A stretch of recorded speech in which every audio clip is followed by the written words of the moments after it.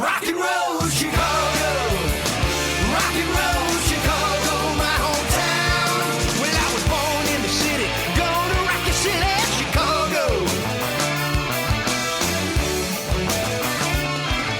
Chicago rock and rollers are the best here around. Hey, this is Paul Martin and Ray the Roadie for the Rock and Roll Chicago podcast. How are you today, Ray? I'm wonderful. How are you, Paul? I'm fabulous.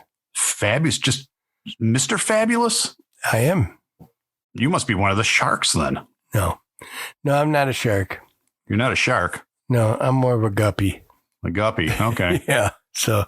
Why a guppy? I don't know. It's just the first fish that came to mind. They're kind of like feed fish. Actually, because I thought of that because one time a record producer told the band that we should be more like a flock of seagulls, and we were going to call ourselves School of Guppies. Oh, I see. I think you could have gone somewhere with that, School of Guppies. Yeah, so that's why I thought of a guppy, and it's really kind of the opposite of a shark. Oh, I'd say quite the other side. Yeah. Yeah. So. Yeah, I think they eat them for appetizers. The sharks do. Yeah. So what you got going? What do we got going this week? This week, we have Worth the Risk. Worth the Risk. WTR. WTR, kind of like GFR. Okay, what's that mean? Or Grand Funk Railroad. Grand Funk Railroad. ARS. Yeah, Atlanta Rhythm Section. I know that you got one. Very good. Or ELO. I bet you know that one. Well, yeah. You know that one, yeah. Yeah, that's Emerson, Lake, and Oscar. And Oscar. Exactly. Emerson, Lake, and Oscar. Yeah, so it was a good time with these guys. Yeah, a lot to talk about. Fun. It was a lot of fun. They have a lot to talk about, and they talked about their band, and we talked for almost an hour and 20 minutes. Yeah. But don't worry, folks, the podcast isn't that long. It's an hour and 45. Yeah, we extended it. Yeah, I'm doing a little stand-up comedy testing that I want you all to listen to. All right. Tell me a joke. Tell me a joke. No, I can't. I can't. I have to wait. You got to test your material out on somebody, right? I probably should, but I'm not prepared at the present time. Okay. So maybe later. Okay, fine. Maybe on the outro. On the outro, maybe.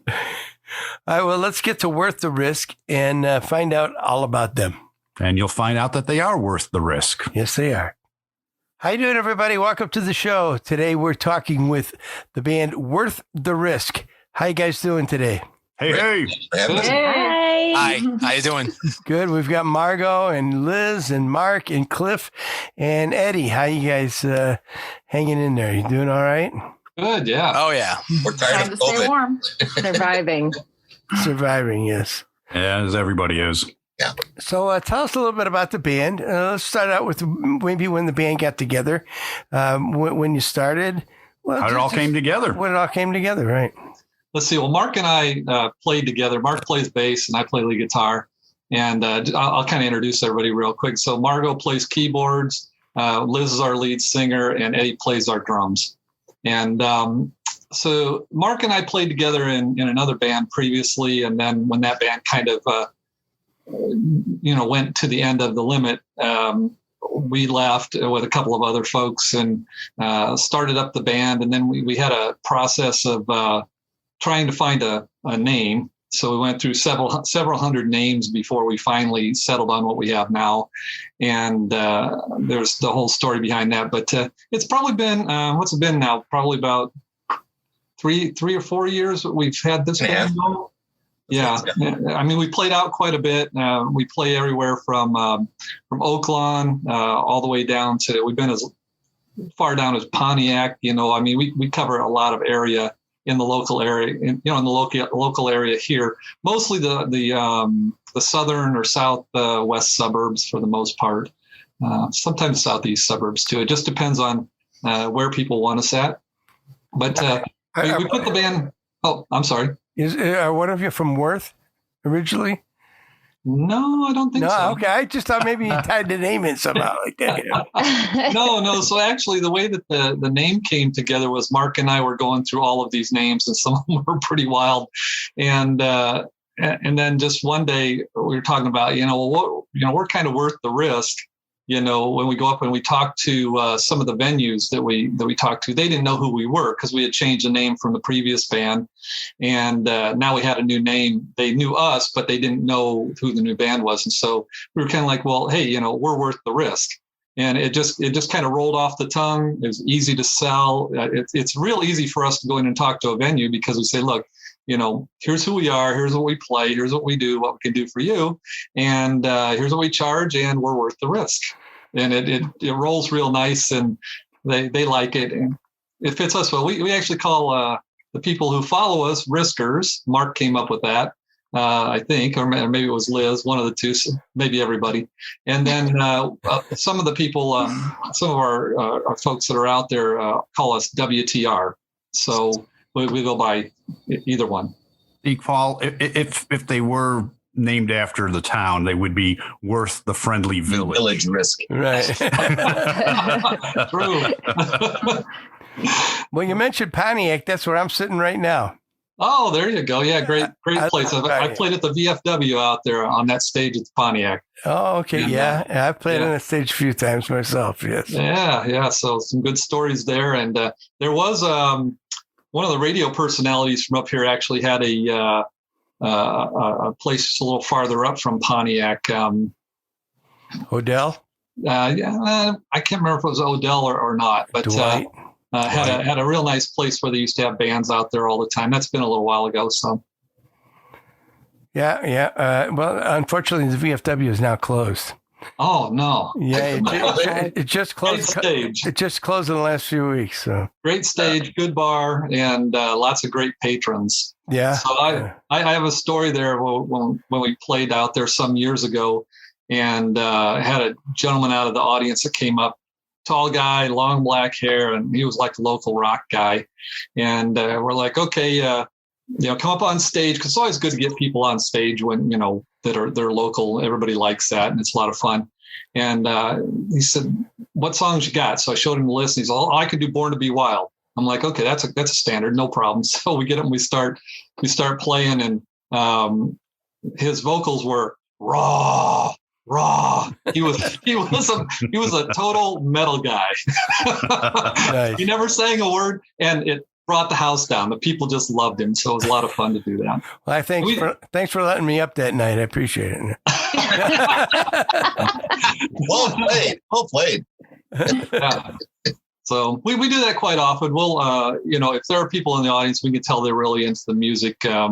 Mark buys tchotchkes and things like that we give out. Blow up guitars and beach balls, you name it. We got them. All kinds of stuff. And I thought you said kalachkis. I was saying, man, I love those things. Yeah, that sounds pretty good. Yeah, we give out sandwiches. We'll get you See, worth the risk. Get a sandwich. Yeah. So, but we'll get people on stage and we'll have them sing with us a bit. If they know something like, we do some of the old standards too, like the Sweet Home Alabama or some of the other Leonard Skinner type tunes. So we do quite a variety. Because we have a female lead singer, Liz, we do some Pat Benatar, we do some Stevie Nicks, we do Fleetwood Mac stuff. These are all things we're working on. We're always rotating the songs. So for a couple of years, we did the same songs, and now we're rotating to new songs. But the way that the band was formed was we wanted to do something that other people weren't doing. So we started playing, I don't know if we were the first to do it. We started playing the secondary songs. So, a lot of people would play Hit Me With Your Best Shot by Pat Benatar. We pick a different song. Maybe we're doing Fire and Ice or something along those lines. Everybody knows it. It's a classic. They hear it, but not a lot of people play it. So our stuff's a little more difficult to play, requires us to do a little bit more work, but we have fun doing it because we try to make it sound as close as we can with a little bit of our flavor in it. A little more of the deep cuts, right? Yeah. Right. So it's still stuff that people have heard. It's just not the same thing as everybody else, because I found that I usually go around when when we're not locked down, I go around and watch a lot of the other bands and meet people and talk to people. And I watch what they're playing and see what songs are going over, what type of songs, what type of audience they have, how the crowd gathering is at the different venues. And that gives you an idea of what people like. And then every once in a while you talk to somebody and you ask them, hey, what do you think about this song? And they're like, oh man, I haven't heard that song forever. So yeah, it'd be great if you guys played that. So, and we've done a couple of other kind of interesting things. We played we started this at the VFW in New Lenox. You like VFWs, don't you? We like VFWs. Yeah. I'm retired military, so okay. So I'm all for VFW. We play like the main stage over in New Lenox for their park division over there. It's a really nice big venue. So one of the things that we did start doing though was at the end of the evening, at one point when we first put the band together, we only had a certain number of songs and we were playing out. We ran out of songs and it's kind of like, well, do we start playing the songs over again from the beginning because maybe those people weren't there, or do we do something different?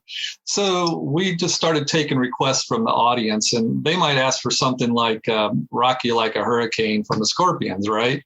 Well, it's got enough intricacy into it that you need to rehearse it, but we knew at least the intro. And so we'd say, well, we'll just play as much of it as we know, and then we'll pick another song. And we would do that. And they had a blast with that. People were just yelling out songs. It was a lot of fun. So don't everybody out there steal that idea, but it's a lot of fun to do that. So how long have you been playing guitar, Cliff? I've been playing since I was 9. So it's a long time. So 3 years. About 3 years for Cliff. Yeah, about 3 years. So no, I've been playing. Let's see. Well, so I grew up on the first concert I went to was Grand Funk Railroad. So that'll tell you about then. I think I was about 14 at the time, and I got into the concert. So that's been a ways back, and I played in a lot of different bands. I was in the military, so I traveled with the Air Force, and I played in bands on the side, and I just kept it going over all the years. And then I got lucky, and I met all these guys. You go through a lot of different band members, and you look for a lot of people, and we just kind of lucked out. We brought Mark into the other band previously when we started. And he fit right in. So, we had him come in, and we were going to we said, pick a certain number of songs. And I don't remember how many was it, Mark? Was it like 5? 5? Yeah. We said do like 5. Mark learned like 40 or 45 of our songs. And so we're like, oh, okay. You sound really good. We'll give you a call. And he's like, no, we're not quitting yet. I learned all your songs. So it turned into a little bit of a longer audition, and we ended up 4-hour audition. It's a good time. We hired Mark. We grabbed Lizzie just a couple of years ago. Sight unseen. Yeah. So what we did with her, we had her do some online auditions. And I was actually staying at a vacation house down in Tucson for the winter, and had gone down there. And Mark was back here, and we were talking back and forth. And we started looking for people. And Liz had an audition video out on I forget what the site was now. It was band. I think it was band. Maybe it was Band Mix or something like that. But anyway, we listened to her, and I gave her a couple of different rockin' tunes to do, and she auditioned on them. And it was kind of fun because her kids helped her. Her husband was helping her. She had equipment in front of her. She knew how to use a harmonizer and some other things, to do different things. And so we thought that was pretty cool. And when I got back, we brought her in and tried her out, and she fit really well. That girl, you get to see her on stage. She is a bundle of energy. She goes like an Energizer bunny from one side to the other. and the kids love her. When we played New Lenox, it's been a couple of years ago now. Parents loved us. We were babysitters. Yeah. All the kids were up front, and Liz said to the kids we were getting ready to play, and she says, okay, everybody needs to sit down. And she took her hands and did the sit down motion like grade school teachers do. And all the kids folded their legs and sat on the stage in front of us. It was really good. So, very entertaining. And then we happened to grab Eddie, our previous drummer, had a detached retina right before one of our gigs. So we needed a quick replacement, and it was on a Wednesday, and we were playing on a Saturday. so Mark knew Eddie. They played together before in another band or a couple bands. And so we had a discussion and asked Eddie if he thought he could do it. And Eddie memorizes like everything. He knows how to play everything. He teaches drums, so, he's really a good, solid drummer. We're glad we got him. And are you the newest member of the band, Eddie? Pretty much I am, yeah. I am pretty much the newest member of the band. Because did the band go through some changes just recently? Because I saw on your Facebook page or on your website, one of the two, that it said you've been doing this hiatus. Of course, we're all on hiatus. Yes. But that you've gone through some changes and stuff. Yeah, so we tried a couple of different guitar players, and what we ended up doing was settling on adding in keyboards. So Margot was actually running sound for us. I taught her how to run sound at one point because I had the board.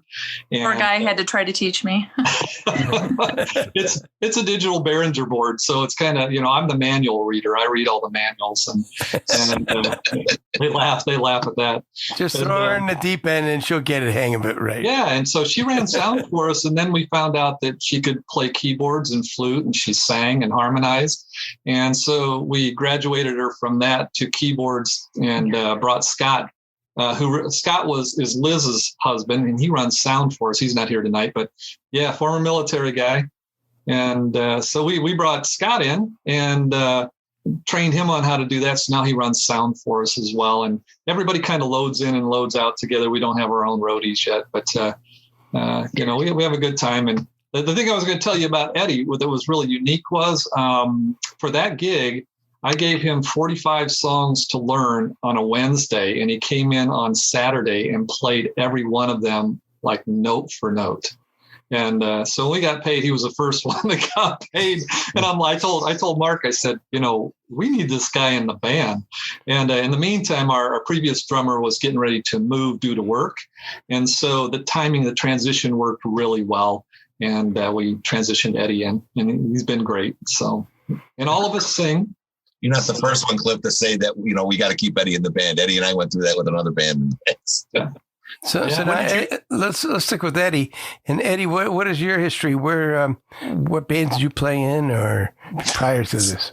So, like I said, I actually pursued a couple musical degrees while I was going in college. I have an associate in arts from Moraine Valley Community College. And during those years, while I was attending Moraine Valley, I actually was in an AC/DC tribute band with Mark. Yes. I played in that band for 3 years, then transitioned to Vandercook College of Music, where I got my bachelor's in music ed degree. And then after I left college, I played in another 3-piece band with, of course, the bassist Mark, once again. Yep. Can't get rid of me. Nope, I can't. I cannot get rid of him. You're sitting about 75 feet on the other side of the wall next door to me. I know. And then I actually, there was one band that I actually enlisted that was in Elmhurst. Without going into too much detail about that, was a 5-piece cover and original rock band, but I only was in there for about a year. I took a little break from the rock scene, like the rock performing and bar scene, and then I actually focused on playing percussion ensemble as a non-credit class at Moraine Valley Community College, just to keep myself in the loop of music. And now here I am sitting as a full-time teacher and now the drummer of Worth the Risk. So Mark decided to let me come back into the band. I just get into the band, and my technically audition was that gig that Saturday. So that was like my audition right then and there. Sink or swim, huh, Eddie? Yeah, pretty much a sink or swim audition. And I had to learn 40 songs in 2 days, 45 songs in 2 days. And I still took my CD player. Listening to him between sets just to stay focused. I didn't want to lose focus of the gig. I wanted to perform my heart out. Well, that's a cool story. That's a very cool story. Okay. Margot. I don't have the exciting history of music in bands that they do. Okay, thank you. I'm a newbie. This is my first band, but I've been in music. I started taking piano lessons when I was 7. No, okay. And my dad was a minister, so I played the organ and the piano every Sunday night, every Wednesday night. Oh, wow. That I started playing by ear, and one of the older ladies in the church heard me play, and she paid for my first year of piano lessons and gave me a piano. Wow. So that's how I got started. Where's the church at? That was in Wisconsin. Oh, okay. And then I ended up moving to Morris with my family. My dad was a minister here too. And then I stayed in Morris when they moved. So And I've been here for a long time. So you can read music, right? Mm-hmm. Yes. Yeah, I know. I play a lot of classical music. Not classic rock, classical music. And now I'm learning how to play classic rock. That's okay. We're going to teach her how to play stuff off of Leftoverture. So there you go. How about Liz? So tell us a little bit about your history. Well, according to my mom, I started singing when I came out of the womb. I guess I was kind of a clown. I've always been a bit of a clown. I know, just liking, I guess you could say I'm a lead singer because I like to be the center of attention. I got my first solo when I was 5 years old.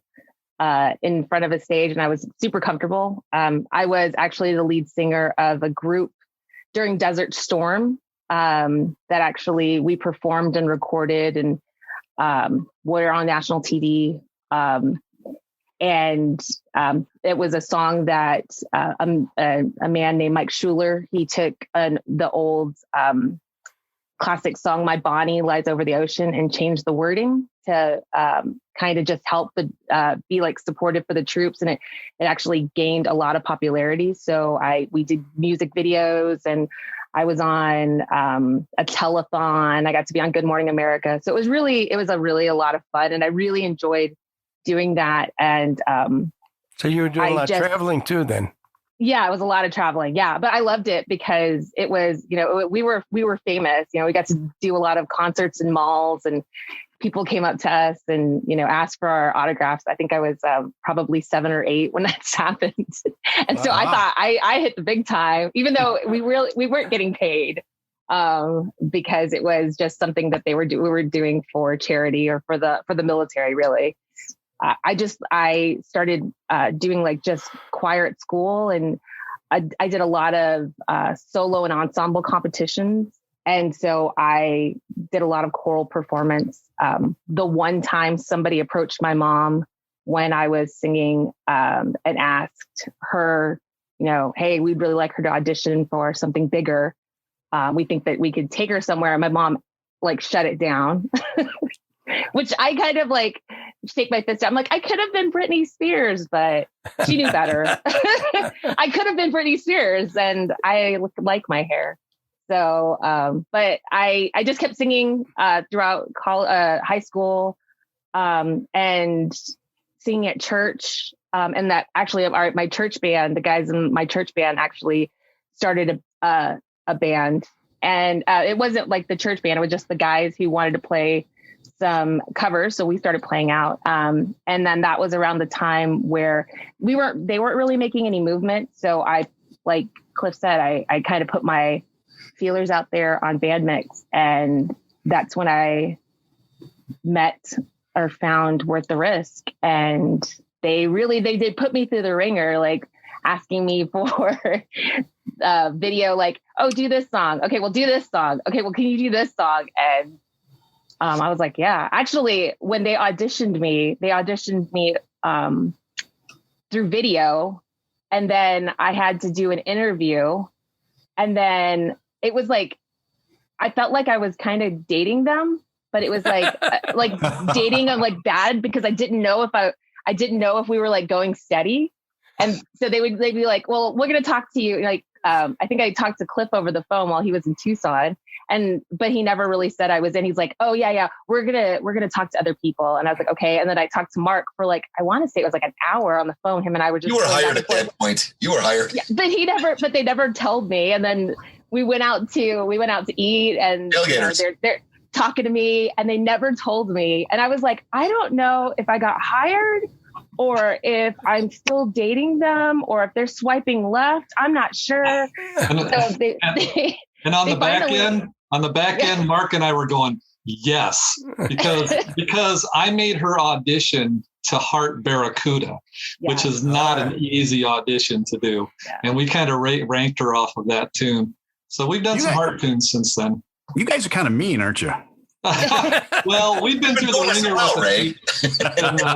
They definitely they want to make sure you're serious for sure. When you guys first started, did you interview Mark and Mark interviewed you, or what'd you guys do? I mean, yeah. So I was actually in this other band, and we had lost our bass player. We went out, we were looking for a new bass player, and Mark showed up, and we did several people. We interviewed several people. The interview was a little bit different than what we do now, but then Mark came out, and the nice thing about it is there's no egos in the band. Nobody's better than anybody else. We all have portions of jobs we do. Mark looks for gigs. Everybody kind of looks for gigs. And I handle kind of HR and finance and all that kind of stuff because I'm, I guess, an older statesman, I guess.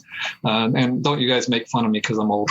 But anyway, there's everybody gets along really good. It's, we're family-like. If there's an illness or anything like that, we all take the time off and let the person heal up. And we don't argue too much, I don't think. Usually what happens is I start saying something and Liz looks at me like, no, that's not what we should be doing. And that pretty much shuts that right down. So that's how she's looking at you right now. That's exactly it. Yeah. So, but I tell you, what I really enjoy about the band myself is that we do have a mix of older and a mix of younger, because Eddie and Liz are significantly younger than us. And some of the music that we play, wasn't music of their time, right? So it's stuff that Mark and I, we know the songs like cold.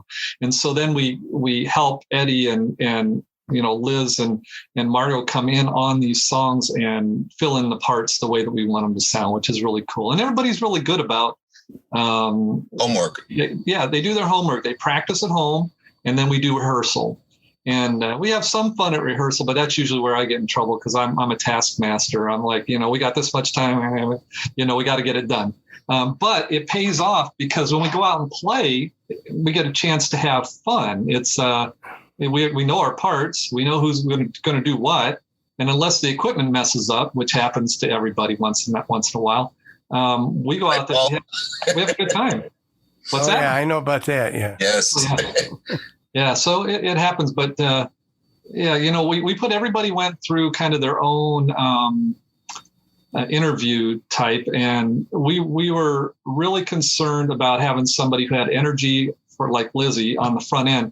I can tell you, the one time out, all the times I remember playing so far was when we played on the New Lenox stage, and the stage was huge.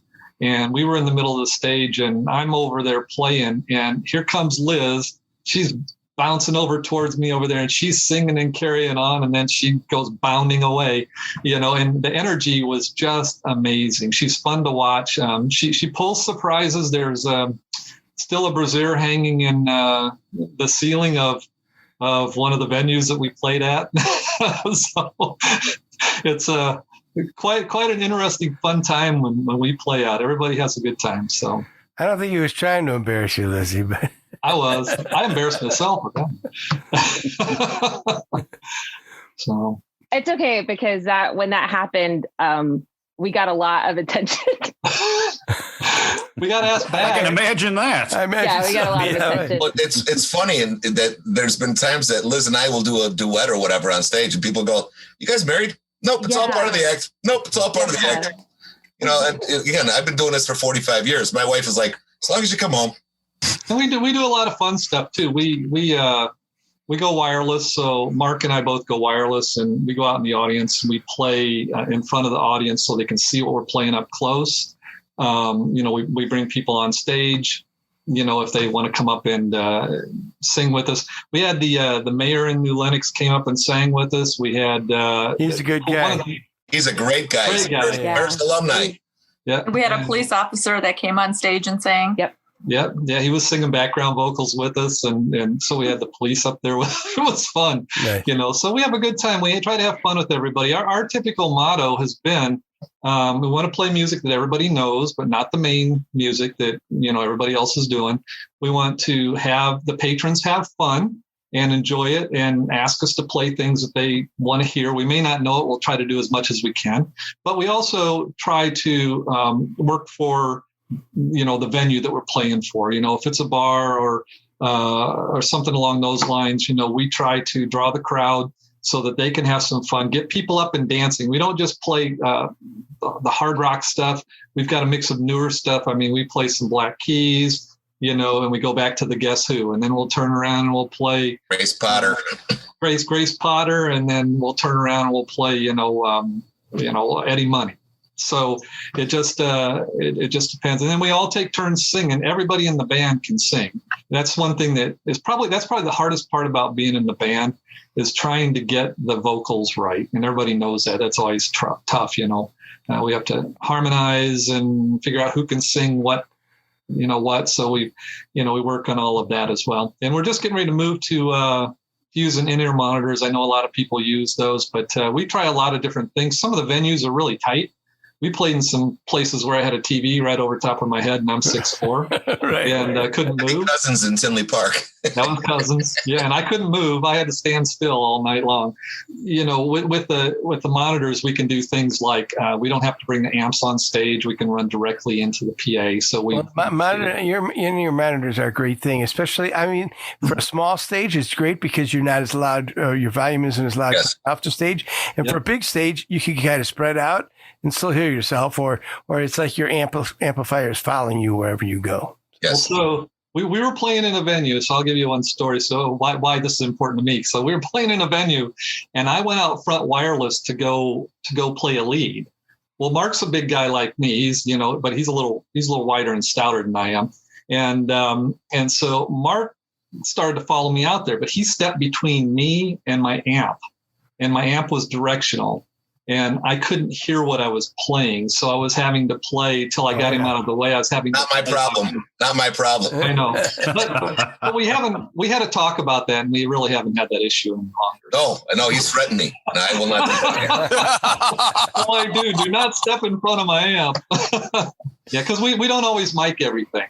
Sometimes we mic the equipment depending on the size of the venue. Other times we go direct into the board. Sometimes. The pods on the floor, sure. and then other times we go just amps. So just straight amps. Yes. Yeah. So Mark, we kind of missed out when we lost you there for a little while. Okay. But I was trying to listen. But tell us a little bit of your history. Well, I'm an Oaklaunian most of my life. I did do a stint in Arizona, where I had the pleasure of working for the sheriff's department out there, and Sheriff Joe for a few years. Been playing bass for 45 years. I've had the pleasure of sharing the stage with many famous bands, UFO, Three Dog Night. Eddie and I we did Problem Child, the Bon Scott AC/DC. We were all over the place. We opened for Blue Oyster Cult. We did Paul. I played the Leftovers in the South Side with buddies of mine for years. Was one of the original bass players for Busker Soundcheck. My buddy Paul Camp is in Led Zeppelin too. Maybe you guys know him. He's really a great guy and a good friend of mine. We've had the pleasure of, we played in college together. So doing a little bit of this, a little bit of that. I played in private consultation. I've done the Seeds. I've done Second Wind. And then I found Cliff. And then, it's funny. It's like, we're like brothers. And I look at these guys and I look at the walks of life that everybody in this band brings, and everybody brings something special. And like Cliff said, there's no egos. There is no animosity, unless, of course, I stand in front of Cliff's amp, or step on one of his pedals and break a cable, which I've done. He's done that. Again, but now I have a pedal board too. So bass player's got a pedal board. Ask Roger about his pedal board. Tap the plug right off in the pedal. Yeah. Well, what did I do? I went and bought you a cable the same week. Nice one. So again, we do what we have to do. We all spend money and time to do what we have to do. I know Paul. I know I've known you forever. Ray, I don't really know you, but I know of you. So, we're in definitely uncertain times right now. I don't know what bars are going to survive this coronavirus. I was kind of dismayed to see I played at the Aragon years back on Lawrence, and I didn't realize the building was in such crappy shape that the snow was going to take out a wall. I saw that on the news last night, so I was like a little dismayed. But Eddie and I had the pleasure. We worked with Johnny B on the Loop as both in studio and at live remotes. We had a blast with him. I've known him for 30 years. So, and he's actually doing a podcast too that I'm listening to on the weekends. Ray, I think I can tell you and Paul, like Cliff and I were all born BC before computers. Oh, yeah. But we learned by adapting. I'm talking to you on a Commodore 64. And it's just we've gone Windows 3.1, so we're working on it. But we learned by adapting. Everybody has a second job in the band, more or less. There's one or two of us that are retired, but we shan't talk about that, Margot. But we have the medical field is representative. We have Cliff's the computer guy. I work for the state, so I actually work for a division of the state that's very busy these days. And then Liz. I'm a retired psych nurse, so I have my hands full. Yes, you are. Yeah. And then Ed is the Vandercook guy, and then I got Lizzie. And we all get along. That's the coolest part about this band is I love this band. And I told Cliff, and Cliff's brother plays drums, and he looked at me and he says, "I'm glad you're with my brother." I'm like, I wish I would have known you guys 35 years ago, because you go through so many walks of life. And Paul, you can testify to this. You meet so many people in so many venues, and Cliff played all over the world too. I met people in Jamaica playing, and you know what? And they're still friends of mine to this day. Right. And then you meet people that kind of use you and abuse you, and they kind of come and go like a flash in the night. Like whatever happened to them? We've gone through we went through guitar players like water for a while. It was like Spinal Tap. They kept this, I lose interest. I don't want to play. Call me when you got a gig. We're not in it for the long haul. We're in it for the quality, is not the quantity. There's finite amount of years left in everybody. And then when I can tell you, when Eddie and I, when we brought Eddie into Problem Shell, we needed a drummer, and everybody told me no. And I says, I got a guy. It's like everybody in Chicago. I got a guy. I got and Eddie was like 18 at the time. So we're like sneaking him into bars, putting a Marine Corps hat on him. Don't shave, sit in the corner, don't talk to anybody. And he was the original Problem Child. But everybody's like, he's too young. And we told Brandmeier the story. He's like, you are the Problem Child. Eddie's like the best. He's got the best meter of any drummer I've ever played with. He's got that mental, and if it's not right, he will stop the song at rehearsal and say, let me do it again. I want to get it right. He stops the song when I play it in the wrong key and tells me that's not the right key. And he's not even looking at a book. He's got the beats per minute up in his head. So the drummer drives the bus, right? Yeah, buddy. Drum the bass player. But anyways, that's the history. That's the history of Worth the Risk. I want to thank you guys for all having us out. Yeah, this has been a lot of fun. Let's take a time out here for a second. Hey, Ray, what are you doing? I'm getting my bluegrass on. I'm playing my banjo, except there seems to be something wrong with the strings. Well, Ray, GHS makes strings for all types of instruments. Electric and acoustic guitar, bass guitar, mandolin, ukulele, and even banjo. Then I'm getting new GHS strings and my banjo will sound better. I don't think it's the strings, Ray. GHS are easy to play with rich, full balanced tone, available in many different gauges. Great for all musical styles, so if you play with the best. Play GHS strings. No problem. Have you guys been, you mentioned you brought up COVID and what have you. How are you guys surviving? Have you played much at all this past summer or have you played at all for that matter? We had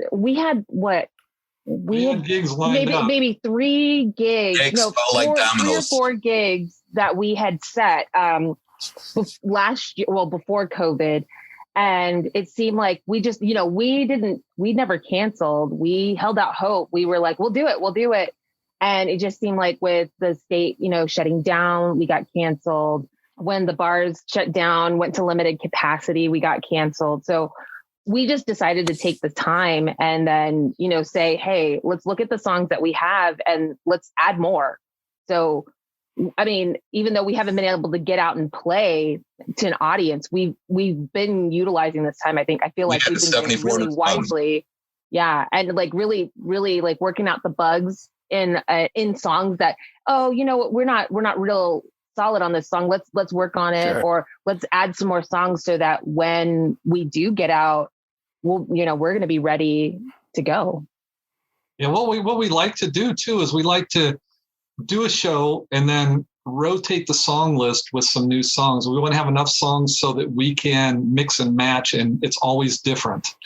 Because for too many years we played Mark and I have done this before. We played for the first couple of years together, just the same songs over and over. And, same sets. Bless those guys out there like the Stones or whoever, that play the same exact tunes and everyone wants to hear those all the time. I couldn't imagine writing my own tunes and then doing that, all just those, because everybody out there likes to do everybody else's tunes, so because there's a lot of good music out there. Well, looking on your website, I see you've got quite a selection of different artists that you play. On a night you guys are playing, each one of you, what's one song that you would want to do? Each one of us? Yeah. That's see if we can start a little feud going on here. Well, I'm Thunder Island. What's that?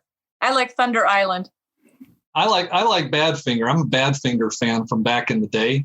And so I do we do No Matter What. We could do Baby Blue if we wanted to, but we've done No Matter What. We pretty well got that down solid, and people have heard that before. I don't know. Or Crazy Horses. Yeah. Have you ever heard Crazy Horses by the Osmonds? By who? By the Osmonds. Brothers, heavy metal. Oh, no. It's when the Osmonds way back in the day did one heavy metal tune called Crazy Horses. You'll have to go listen to it. It's on YouTube. And it starts out with Donny Osmond using a keyboard that he slides his hand across the strip on the keyboard, and it does a sound that sounds like horses screaming. And so like a theremin. Yeah, it's like a theremin on the board. Sure. Yeah. And so you'll have to go listen to it. It's a really good song, and now everybody will be playing it. But it jams, and you got to watch the video when they do the choreography, because the choreography is amazing by those guys. We still have to work on that. What's the name of the song again? It's called Crazy Horses. Crazy Horses by the Osmonds. Yeah, you can. After this podcast airs, you're going to hear on the news. People don't know why, but Crazy Horses by the Osmonds has just gone viral on YouTube. Way to the top. We're gonna get letters from the Mormons. My God, it's the outfits. That's the true giveaway. The outfits. Yeah. So do you guys have any gigs coming up? We haven't set any just yet because we've kind of been waiting to see what's going to open up. We've talked to some of the venues. We've talked to some of the promoters out there. And we use a couple of different promoters to help us find gigs at some point. The issue has been that the bars can we say the bars, but any of the venues, no matter where you're at, can be about 25% full. That's not enough for them to draw money to pay. That's 25% of what we'd make. I tell you two things. Like fine wine, musicians get better with age, and the equipment gets heavier as we get older. Travel light's my motto. Travel light. Smaller is better. Size matters. Yes, it does. Yes, it does. Right. Now, we've gone with smaller gear. I use Mesa Boogies for the most part, or Boss. The new Boss digital amps that they've got. You can take a sample and it sounds like a Mesa Boogie or a Marshall. I mean, I can switch it really quick, which is really nice. And Mark has a variety of. I've got 8 or 9 amps behind me. You guys want to buy any? They're all tanks. Yeah. Everything from Vox to going back. But I'm using hardkey stackables now. They're just nice. And Eddie uses acoustic drums, or he'll use electronic drums, and we've tuned those now to where they sound really good coming through the PA. So it matches up really, really well with the PA. See, and I'm still rocking it through my pig nose. Hey, Big Nose is great. Love those amps. Yeah, put some batteries in the back. You can go hit the beach with your guitar. Let's say Mark and I, we maintain our visual presence on. We have a web page. It's worththeriskband.com, and we've also got a Facebook site as well. And so there's pictures. There's the bands, on there. It introduces everybody in the band, so you can see. And pictures too. Yeah, what's news, music. We have some sound bites. We cut back on our sound bites a bit. We had full songs on there at one point, but we ran into some issues with that, so we cut them back to just short clips, because a lot of times the venues want to hear you, and most of them don't want a DVD these days. A few years ago we used to hand out a folder with DVDs and photos and all that. They want a web. Press kits are sold yesterday.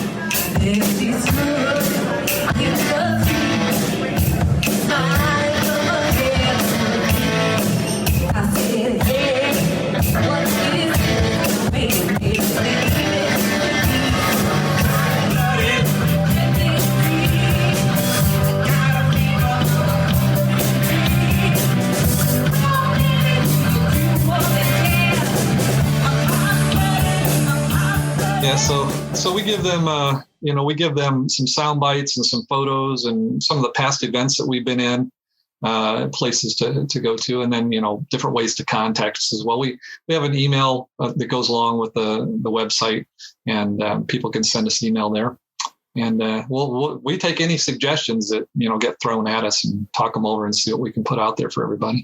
I'm thinking the Pig Nose Band. I like that idea. Right? That's pretty good. Pig Nose Band. Now, if you can come up with a pig nose for a bass player, I'm in. I tell you, Paul Camp had one in college at Bradley back in the early 80s. It was awesome. But then he had a little Vox amp too. So, it is what it is. I thought about starting one up and calling it Pig Nose and the Snouts or something. Oh, there you go. Pig Nose and the Swine. What about original music? Have you done any original music or any writing? I did some original music in Busker Soundcheck way back when, but again, that's Northside clubs, man. They don't have parking lots. That's pieces of land congruent to the venue where you're playing, where you don't have to haul your gear through bad neighborhoods and park 4 blocks away and try to get back to it at 3:00 in the morning. Right. Unless you're playing at Metro, then Joey will let you park in the loading dock only long enough to unload your car. Then you gotta go find your place. So, and I've written originals over the years, but we don't really play them because even though we could probably write some pretty decent originals, but the last one I did in the studio sounded like Pat Benatar, so I mean, because that's, I've played that type of music before. And as I went back and I listened to it, some years later, I'm like, wow, that really sounds like a Pat Benatar knockoff, so you kind of, you fall back into, what you've learned. And, we've just been so busy. There's, when we went to pick our song list, was it last year? We took like over 500 songs, on a spreadsheet. We kept adding to it. And we kept adding to it because everybody wanted to do this song or that song. Even tonight, Mark and I were talking about. He's like, "We should do You're So Vain" by Carly Simon. I'm like, "Well, we got all these other ones to learn." It's all great tunes. All of them are good. But we finally whittled it down to like 73 songs. I think we're like at 58 that we're working on right now that are newer tunes. How do you pick a song? Does somebody come in just to bring a suggestion, and then somebody else goes, "No, I don't want to play that song." So I'm the computer nerd. Yeah. So, and they'll love this because I take a spreadsheet and I put all the info into a spreadsheet and I sort it. And then I send a copy to each one of them. We use Dropbox and put it up in the Dropbox, and each one goes through and they put a number 1 in on the songs. There's a column. They put a number 1, and then that adds up at the bottom, and we find out how many that there are, right? Well, I take and cut those out and I paste them all into a master. And so now I have everybody's preferences. And then you go across the columns and you say, well, okay, we got 5 people. We should have 5 down to a number 1, or none if you don't like it, right? So if we get 5 ones going across, that song gets an X.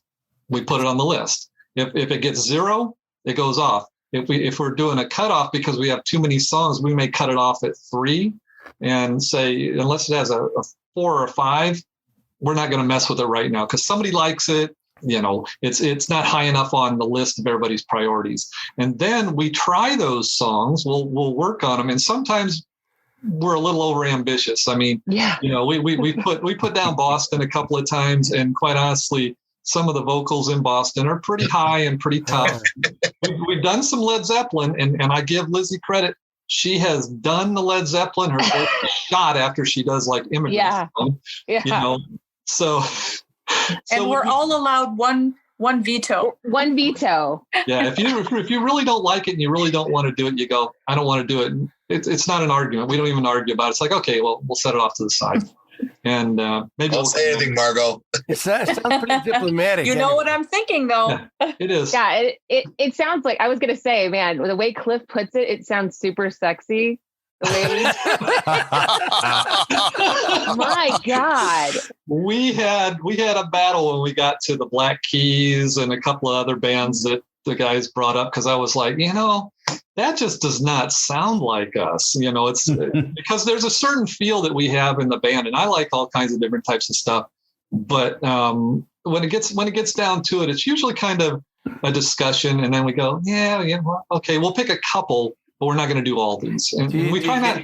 Do you get really current with like Shut Up and Dance or Oh, I would love to do that. Cake by the Ocean or what else is there? Well, we had to bring Cliff past 1985 first. That has been a major struggle. Yeah. Cut off. There really isn't any good music past 1985. Not true. Not true at all. Well, thanks for joining us today, guys. We appreciate it. Thanks a lot. This was a lot of fun. Thank you. We look forward to seeing everybody out this summer. And tell Karen we said hi. So We definitely will.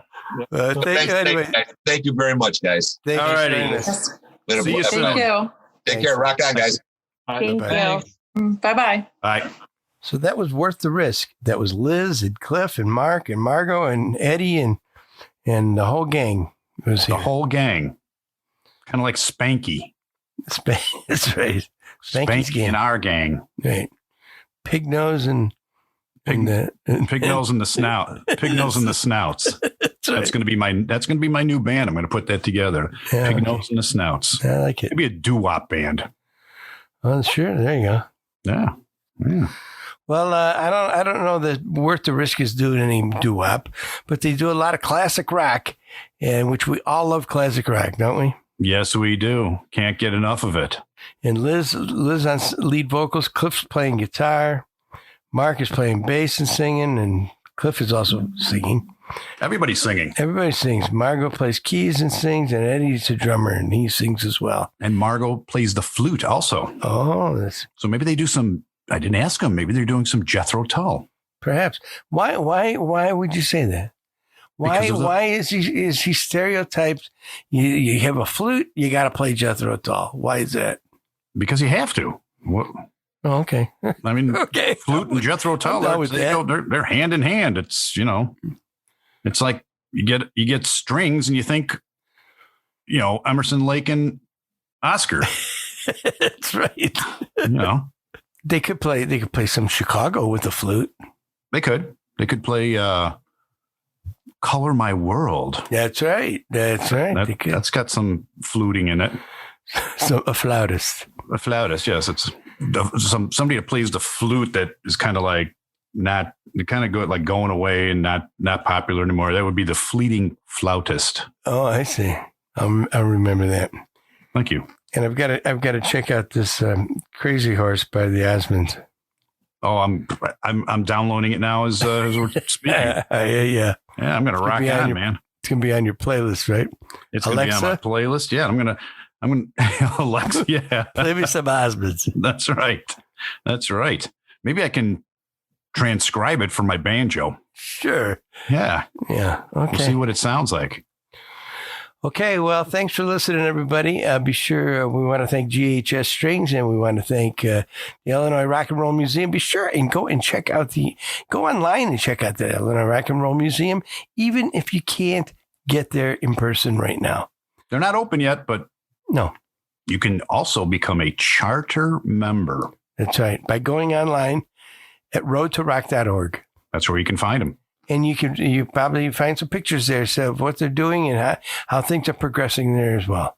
And you can also go to our Facebook page and our website and like all our previous podcasts and share them with your friends. Let the people know about us.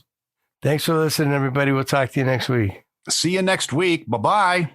The Rock and Roll Chicago podcast does not own the rights to any of the music that's played on this podcast. The music is used to promote the band or musicians that are interviewed. Rock and roll Chicago.